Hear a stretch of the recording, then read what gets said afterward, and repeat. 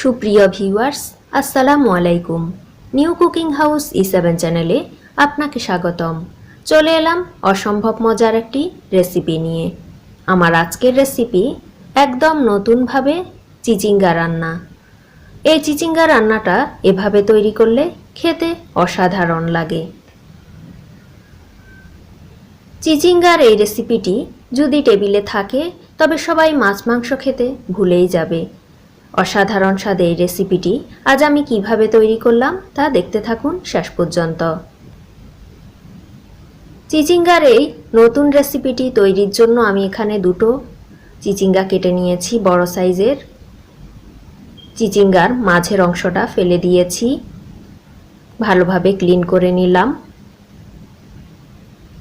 এখন চলে এলাম চুলোতে। চুলো একটি প্যান দিয়েছি, তাতে দিয়ে দিলাম 1 টেবিল চামচ কুকিং অয়েল। তেলটা গরম হয়ে এসেছে। এ পর্যায়ে এর মাঝে অ্যাড করে দিচ্ছি একটি ডিম। ডিমটাকে এ পর্যায়ে কুক করে নিচ্ছি। ভিউয়ার্স, দেখতে থাকুন আজকের এই রেসিপিটি। চিচিঙ্গার এই রেসিপিটি এভাবে যারা খাননি তারা আজকের ভিডিও দেখে অবশ্যই বাসায় তৈরি করে নেবেন। এ পর্যায়ে ডিমের মাঝে দিয়ে দিলাম 1 চিমটি লবণ। ডিমটা একটা পাশ হয়ে এলে তারপর নেড়ে চেড়ে এটিকে ভেঙে নিতে হবে বা পিস করে নিতে হবে। ডিমটা শক্ত হওয়ার পরই এই নাড়ানোটা করে নিতে হবে। নরম থাকা অবস্থায় ডিমটাকে নাড়ানো যাবে না। এভাবে ঝুরি ঝুরি করে ডিমটাকে ভেঙে নিচ্ছি। ভিউয়ার্স, আজকের এই সহজ রেসিপিটা কিভাবে তৈরি করলাম, কি কি উপকরণ এতে ব্যবহার করেছি তা দেখতে হলে আমার সঙ্গে থাকুন শেষ পর্যন্ত।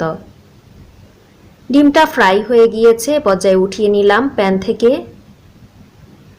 ভীষণ মজার চিচিঙ্গার এই রেসিপিটি যে একবার খাবে সে বারবার খেতে চাইবে। এ পর্যায়ে প্যানে দিয়ে দিলাম 2 টেবিল চামচ কুকিং অয়েল। তারপর এতে অ্যাড করে দিলাম 3 পিস তেজপাতা। তারপর এতে আমি দিয়ে দিচ্ছি পেঁয়াজ কুচি। একটু ভিন্ন স্টাইলে আজকের রেসিপিটি আপনাদের সঙ্গে শেয়ার করছি। গরম ভাতের সাথে এভাবে রান্না করলে অসম্ভব মজার হয় খেতে। রমজানের সেহরিতে এই রেসিপিটি আপনারা রাখতে পারেন। পেঁয়াজটাকে কিছুক্ষণ ফ্রাই করে নিলাম। যখন সামান্য একটু লালচে কালার হয়ে এসেছে এ পর্যায়ে এতে অ্যাড করে দিচ্ছি একটি ছোট সাইজের আলু। আলুটাকে আমি এরকম লম্বাটে সাইজ দিয়ে কেটে নিলাম। আলুটা দেওয়ার পর পেঁয়াজের সঙ্গে কিছুক্ষণ ফ্রাই করে নিচ্ছি তেলের মাঝে, চুলোর তাপ মিডিয়াম রেখেই। কিছুক্ষণ ফ্রাই করে নিয়েছি। এ পর্যায়ে দিয়ে দিলাম স্বাদ মতো লবণ। তারপর এর মাঝে আমি অ্যাড করে দিচ্ছি জিরে এবং ধনে গুঁড়ো প্রায় 1 চা চামচ। তারপর ভাজতে থাকবো কিছুক্ষণ। এভাবে রেসিপিটি কারা তৈরি করেছেন আমাকে কমেন্টে অবশ্যই জানিয়ে দিবেন। এভাবে রেসিপিটি একবার ট্রাই করে দেখতে পারেন, খেতে অসাধারণ লাগে।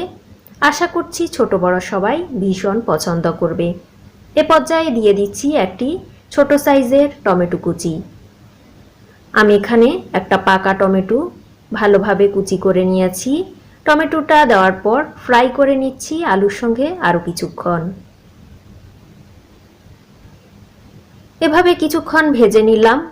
তারপর এর মাঝে আমি অ্যাড করে দিচ্ছি শুকনো মরিচ বা মরিচ গুঁড়ো। আমি 1/2 চা চামচ মরিচ গুঁড়ো ব্যবহার করেছি। তারপর দিয়ে দিচ্ছি হলুদ গুঁড়ো। আমি এখানে প্রায় 1 চা চামচ হলুদ গুঁড়ো দিয়ে দিলাম। এ পর্যায়ে আবার ভাজতে থাকবো মশলাগুলোকে কিছুক্ষণ টমেটো এবং আলুর সঙ্গে। কিছুক্ষণ ফ্রাই করে নিয়েছি, চুলোর তাপ এখনও রেখেছি মিডিয়ামে। তারপর এতে অ্যাড করে দিচ্ছি 1 চা চামচ রসুন পেস্ট। রসুন পেস্টটা দেওয়ার পর আবার ভাজতে থাকবো মশলাগুলোকে। এতে করে মশলার কাঁচা গন্ধ চলে যাবে, খুবই ফ্লেভার ছড়িয়ে পড়বে, রেসিপিটার স্বাদ অনেক গুণ বেড়ে যাবে। এভাবে কিছুক্ষণ ভেজে নিয়েছি। তারপর এতে অ্যাড করে দিচ্ছি গরম পানি ফুটন্ত 1 কাপ।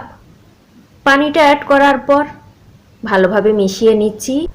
চিচিঙ্গার অনেক রেসিপি তো খেলেন, আজকের এই রেসিপিটা একবার ট্রাই করে দেখুন। আশা করছি সবাই আঙ্গুল চেটে খেতে বাধ্য হবে। এ পর্যায়ে ঢাকনা দিয়ে কুক করছি 15 মিনিট। চুলোর তাপ মিডিয়াম রেখে 15 মিনিট কুক করে নিলাম। আলুগুলো প্রায় সেদ্ধ হয়ে এসেছে, মশলাগুলো কুক হয়ে গিয়েছে। এ পর্যায়ে কেটে রাখা চিচিঙ্গাগুলো অ্যাড করে দিচ্ছি।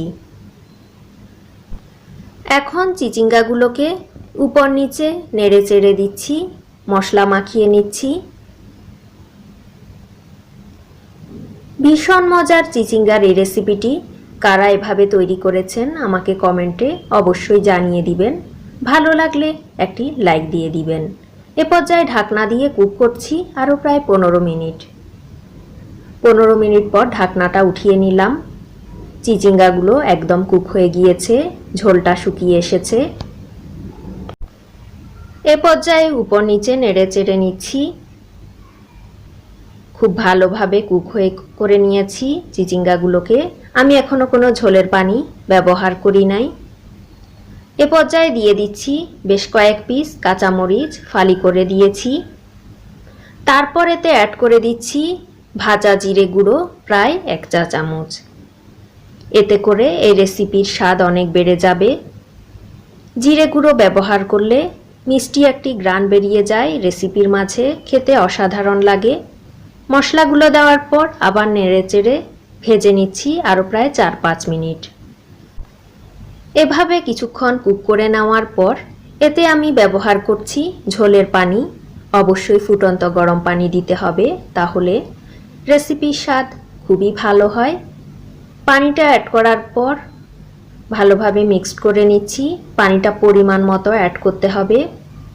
আমি আমার পরিমাণ মতো অ্যাড করলাম, আপনারা আপনাদের পরিমাণ মতো ব্যবহার করবেন। এখন কুক করছি ঢাকনা ছাড়া 10 মিনিট। 10 মিনিট পর আমি ফ্রাই করে উঠিয়ে নেওয়া সেই ডিমটা অ্যাড করে দিচ্ছি উপর থেকে। অসম্ভব মজার হয় চিচিঙ্গার এই রেসিপিটি, এভাবে তৈরি করে একবার খেয়ে দেখুন। আশা করছি সবার খুবই ভালো লাগবে। হাফ কাপ ধনেপাতা কুচিও ছড়িয়ে দিলাম উপর থেকে। এভাবে আরও 3-4 মিনিট কুক করে চুলোটা বন্ধ করে দিব। একটি সার্ভিং ডিশে সাজিয়ে নিয়েছি। ভীষণ মজার চিচিঙ্গা ডিমের এই রেসিপিটি আশা করছি সবার খুবই ভালো লেগেছে।